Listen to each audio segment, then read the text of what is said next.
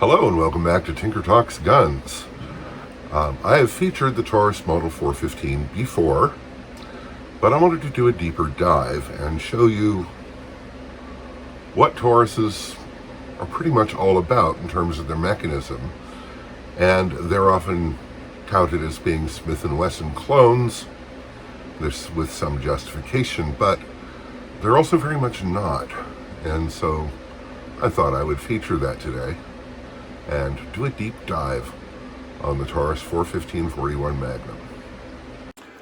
Okay, first to note is that the 415 is from Taurus's Tracker family of revolvers and pretty much shares internals with all of those revolvers, as well as you can see this very small grip frame that allows a variety of grips to be fitted.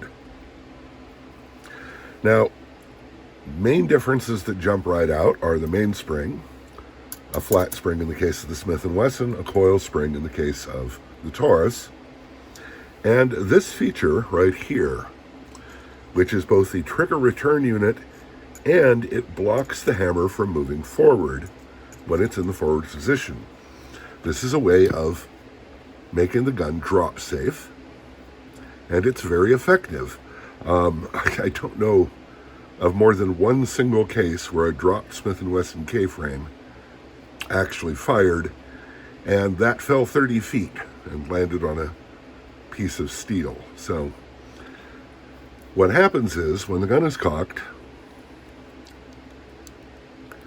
which we have to withdraw there we go. When the gun is cocked, this piece is moved backwards and the hammer moves up and away from it. So when the trigger is released, the nub on top of this assembly is behind the nub on the bottom of the hammer. When it comes forward, it moves the hammer up and away from the firing pin, so it cannot strike the firing pin. This is a very good way of doing it. The Taurus uses a completely different system. You will notice that this return piece is entirely missing. There's just a spring and a plunger. So what happens here is when the gun is cocked, again, I have to pull the stop back. When the gun is cocked, a bar called a transfer bar moves up to cover the firing pin. And when the trigger is released, let's try that again. That didn't show it well. When the trigger is released, the transfer bar transfers the impact from the hammer to the firing pin. But when the trigger comes forward, the transfer bar comes out and the firing pin can no longer be depressed because the top of the hammer is resting against the frame. And in sheer mechanical terms, this is even more foolproof than the Smith & Wesson, which is already pretty damn near foolproof. And you'll also note that the commonalities, the triggers are similar in shape. The cylinder lock keys are very similar in shape. Although on the Smith & Wesson, it is actuated by a tiny spring fitted into here. On the Taurus, there is a spring plunger on the crane assembly that presses this into position, which is mechanically, it's a simpler system and is easier to repair and easier to assemble. So it is broadly held, and I think correctly, that a flat spring gives you a smoother, more even trigger pull than a coil spring. But this spring in this assembly that returns the trigger is under very, very high compression, and it's one of the causes that Smith & Wesson triggers stack as you pull them through. And this can be mitigated to a great degree, to the point where in rapid fire you won't even notice it and doesn't affect your accuracy. The Taurus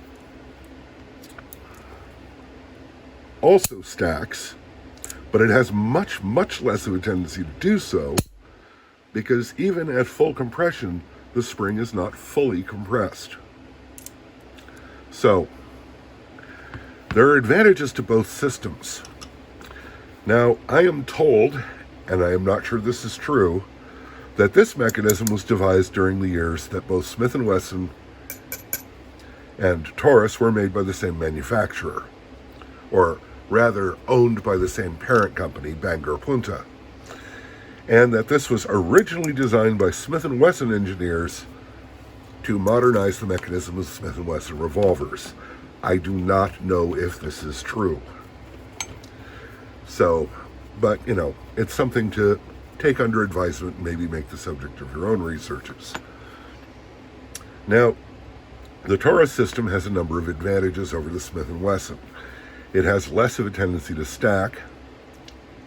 The mechanism is simpler and more mechanically, I wouldn't say it's more mechanically robust, but it is simpler, and there's a virtue to that. It is perfectly possible to do a trigger job on a Taurus and get a very good trigger indeed, as it is on the Smith & Wesson. The flat spring may give you an advantage in terms of smoothness overall. Coil spring works adequately. And if it weren't for quality control and metallurgy, I'd almost be tempted to say the Taurus is a better mechanism overall. But quality control and metallurgy are things, and Smith & Wesson's superior quality control kind of obscures the issue as to which mechanism is better. Both are very good. The Taurus, presupposing parts don't break, which they do, is a more foolproof mechanism, both in terms of manufacturing, drop safety, etc. But Smith & Wesson has stuck with this mechanism for well over 100 years, and there are good reasons for that. And it is a very good, robust, and very tunable mechanism. So, that's the differences in the innards.